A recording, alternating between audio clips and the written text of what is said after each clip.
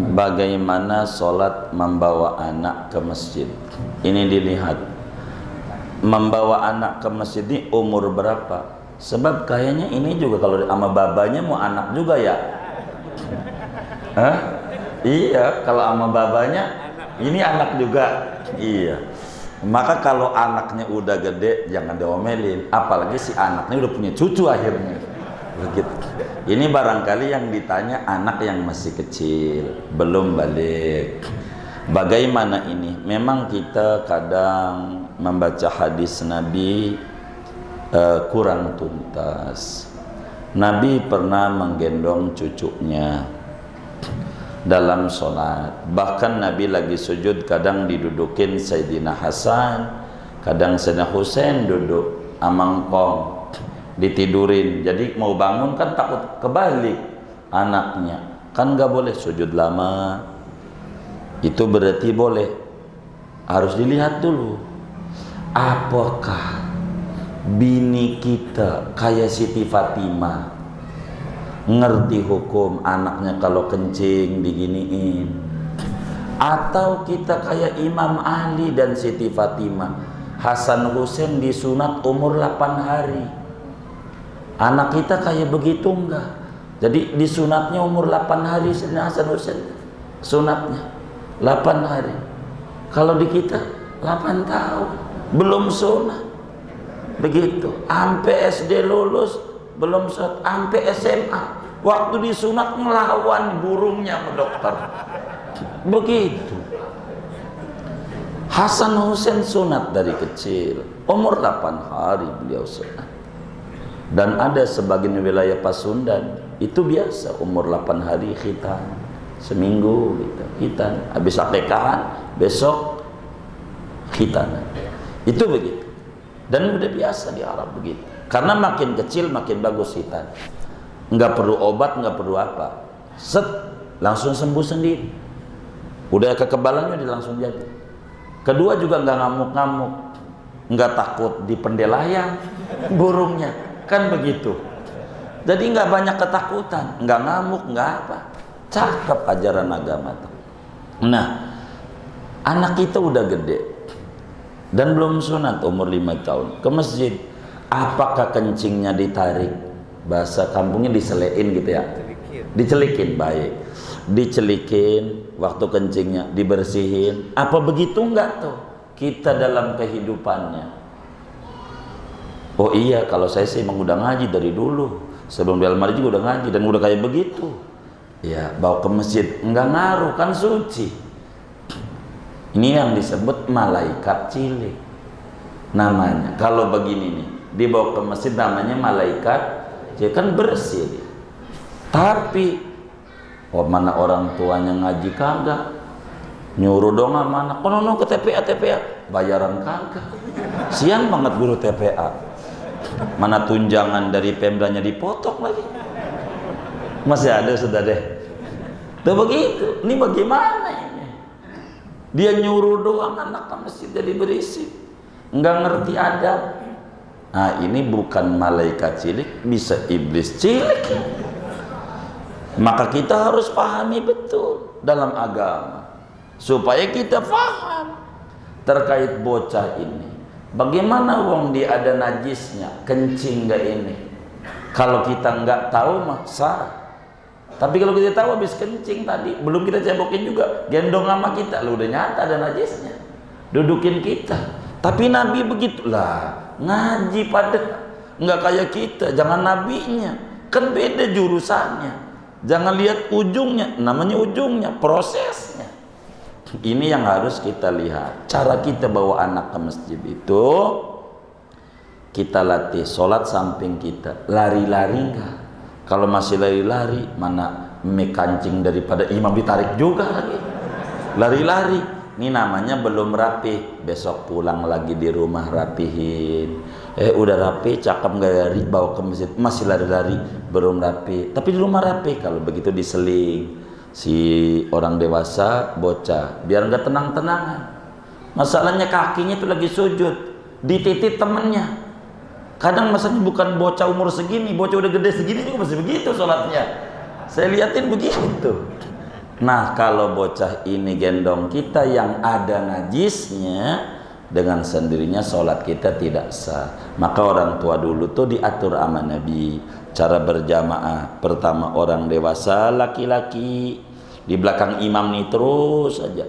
Kemudian bocah laki-laki di belakangnya. Mungkin kalau sekarang mau lantai 2 begitu, kalau di beda lantai gitu, belakangnya perempuan.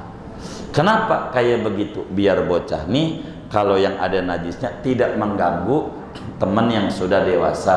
Jadi andai main-main seturu-turu dia.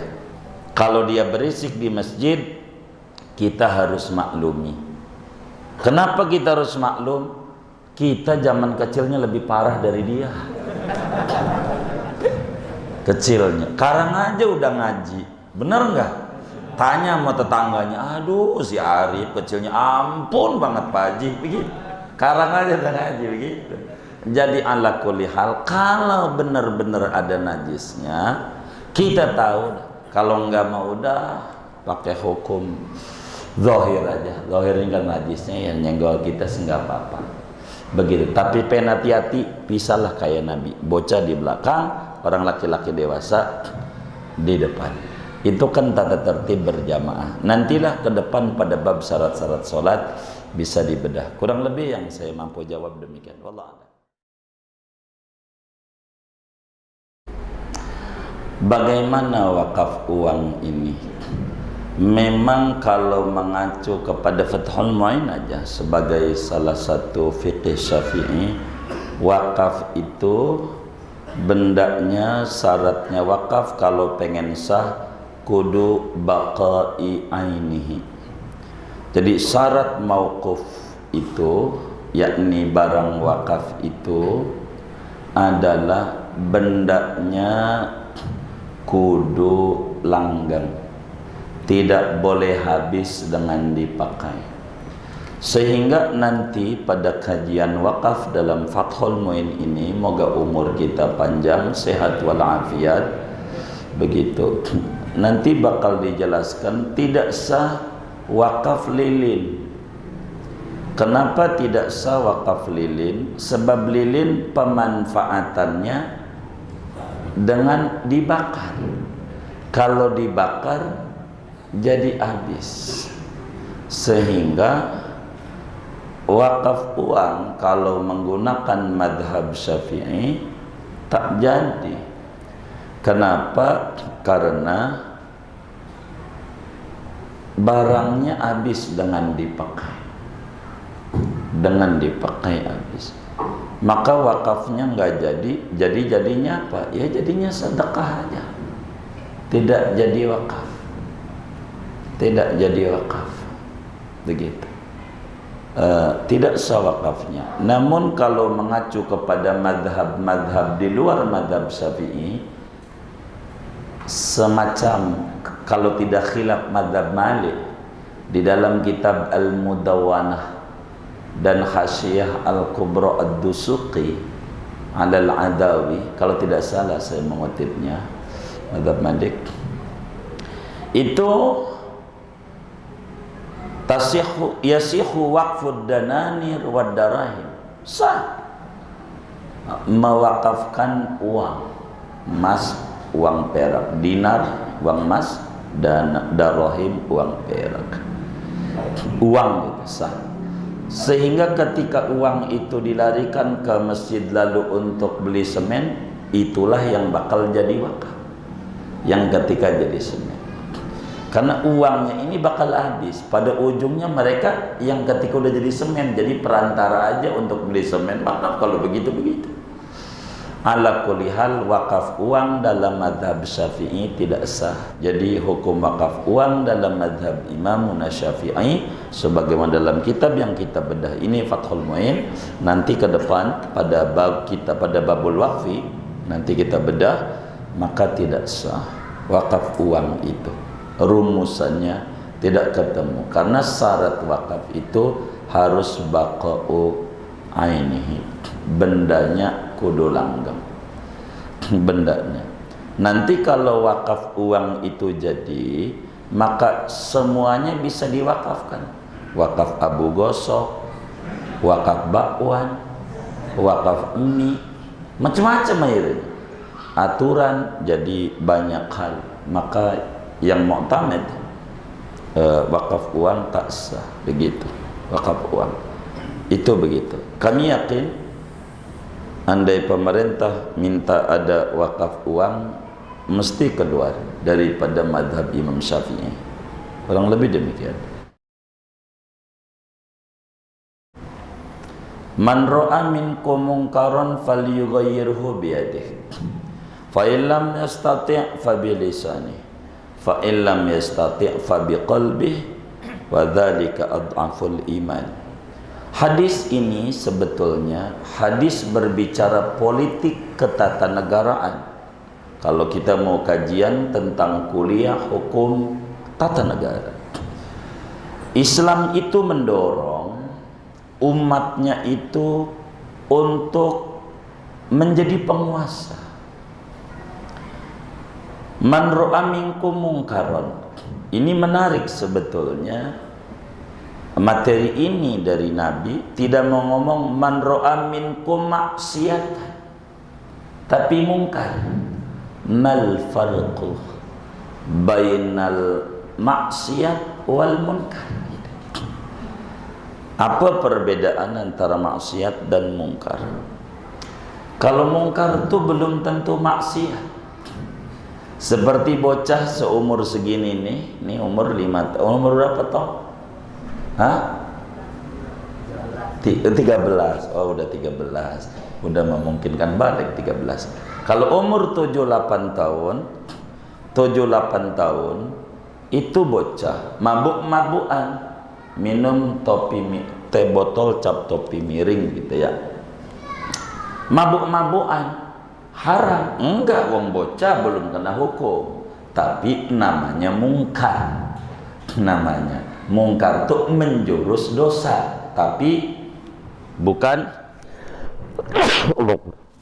dosa. Apalagi kalau dosa gitu. Bagaimana caranya supaya tegak prinsip keadilan yang disebut kemanusiaan yang adil dan beradab? Maka falyughayyirhu biyadi, harus dengan tangan. Dengan tangan tuh dengan tekenan dan arahan dia. Itu maknanya muslim harus berupaya untuk menjadi eksekutif, harus menjadi penguasa. Muslim harus akur, jangan satu sama lain ribut. Yang ngono aja udah akur, yang satu jadi menteri, yang satu jadi presiden, kita masih ribut aja. Ngaji aja ogah, ada 01, 02, udah kagak ada. Maka muslim kudu berupaya 80% itu berupaya satu. Itu satu.